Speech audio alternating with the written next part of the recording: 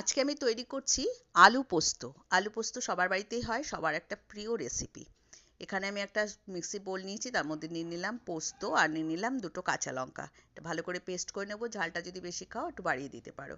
কড়াইতে সর্ষের তেল দিয়ে দিলাম, দিয়ে কালো জিরে দিয়ে দিলাম, কালো জিরে দিয়ে এবার পেঁয়াজ দিয়ে দিলাম। পেঁয়াজটাকে একটু ভালো করে ভাজবো যতক্ষণ না পেঁয়াজের কালারটা চেঞ্জ হয়। এখানে গ্যাসটা কিন্তু আমি মিডিয়াম করে নিয়েছি, নইলে কিন্তু এগুলো পুড়ে যাবে আর ভালো লাগবে না খেতে, বেশি ভাজা আবার ভালো লাগবে না।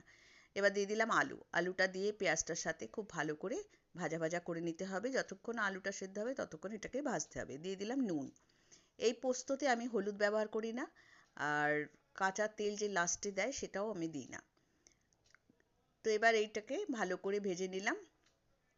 ভেজে নিয়ে এবার দেখবো আলুটা সেদ্ধ হয়েছে কি না। আলুটা সেদ্ধ হয়ে গেলে এর মধ্যে দিয়ে দেবো পোস্ত, বেটে রাখা যে পোস্ত ছিল সেটা, আর একটু মিক্সি বোলটা ধুয়ে জলটা দিয়ে দিলাম। দিয়ে এবার একটু নাড়াচাড়া করে এর মধ্যে একটু দিয়ে দেবো মিষ্টি। চিনিটা কিন্তু অতি অবশ্যই দিতে হবে, নইলে কিন্তু টেস্টটা ভালো হবে না।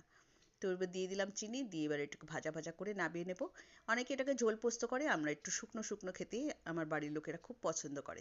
তোমরা বানিয়ে দেখো, তোমাদের যদি ভালো লাগে অতি অবশ্যই আমাকে কমেন্ট বক্সে কমেন্ট করে জানিও। ওপর দিয়ে কিছু কাঁচা লঙ্কা দিয়ে দিলাম, তাতে কাঁচা লঙ্কার ফ্লেভারটাও থাকে, ভাত দিয়ে খেতে ভীষণই ভালো লাগে। আর একটু গরম ভাতের সঙ্গে একটু ঘি দিয়ে খাবে, তারপরে আমাকে কমেন্ট বক্সে জানাবে।